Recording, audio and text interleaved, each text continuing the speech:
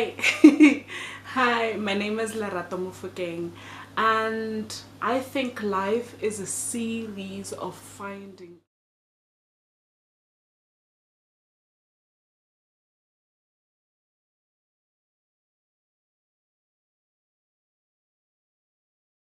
outs. Like we are, okay, I'm not gonna say we, I'm gonna try by all means not to say we, but I feel like I am always finding out. And yesterday I found out one of the most interesting things I found out was that I'm neurodivergent. I'm a neurodivergent thinker. And this comforts me because I started to think I'm losing my mind. My mind just never rests, and there's always something going on in my head, right?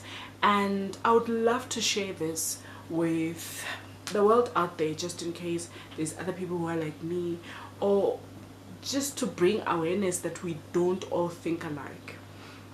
So because there's a lot that happens in my head, I feel that I want to put them somewhere. I want to dump them somewhere.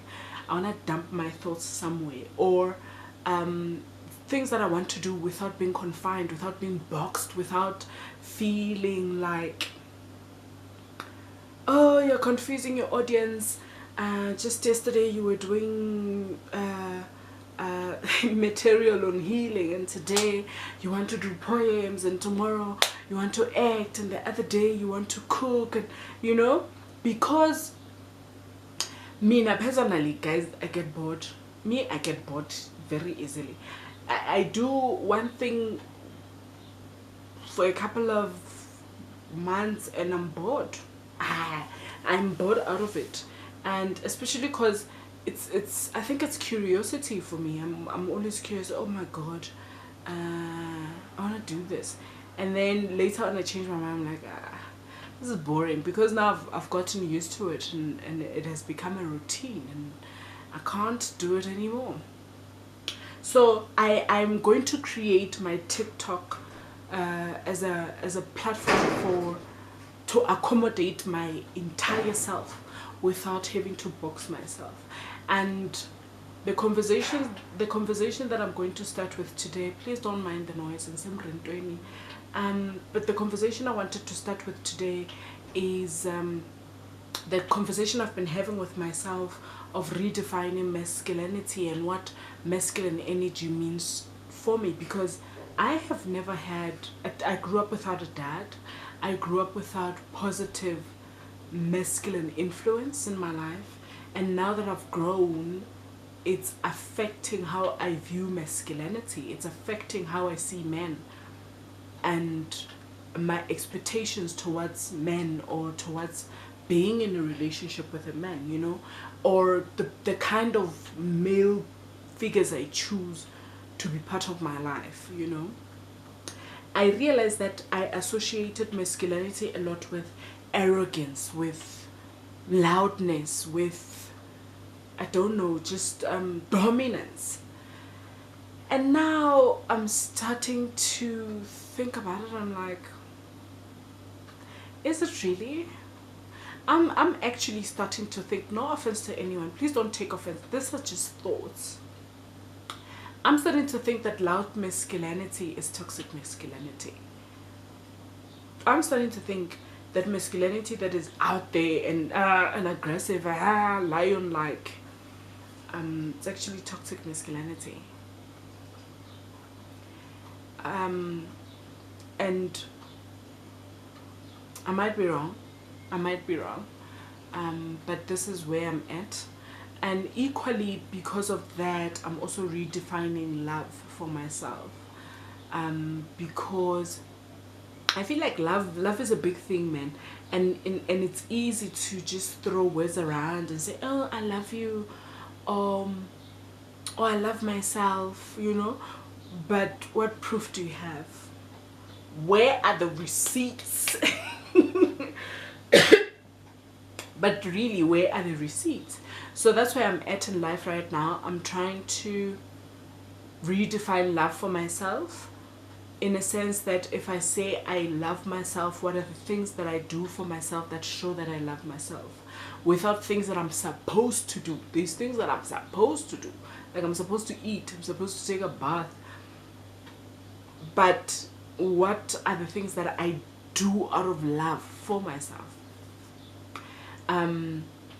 Because I think that people can only love you to the capacity of which they love themselves.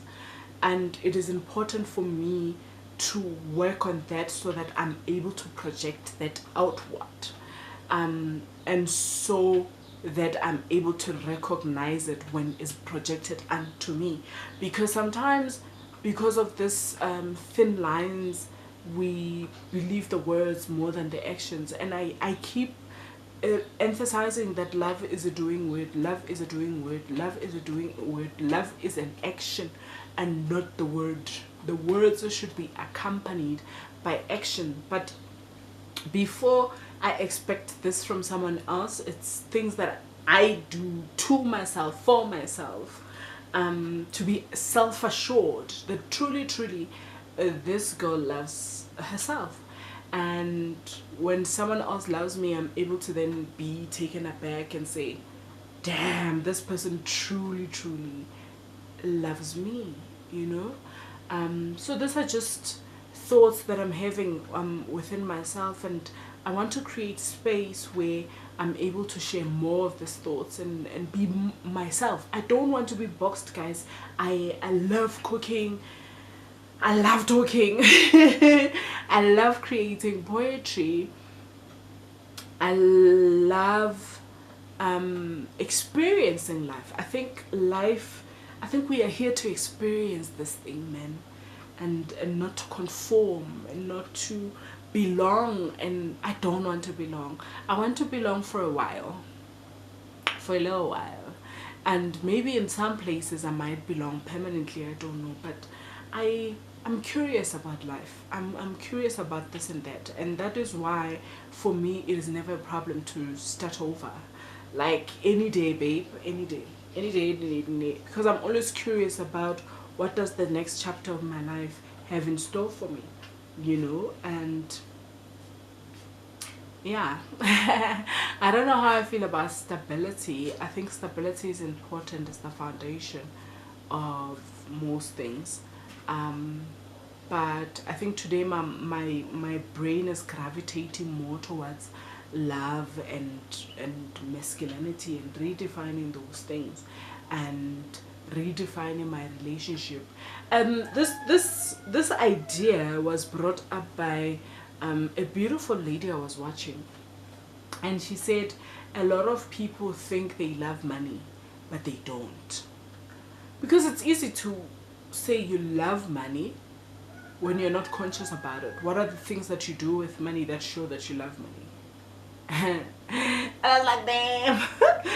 Damn, I actually think I love money, but I don't. So redefining the ideology of love is not just based on human to human relationship, you know. It's an entire thing. It's an entire thing. What is your relationship with water? Do you love water, or is it just means to an end? So yeah, welcome to my platform. I've said so much. I've said so much, but this platform is me in my wholeness, and me embracing myself. And I'm hoping that with that I could find more people who embrace themselves with me. Welcome to the Lerato podcast. I am holding space for me.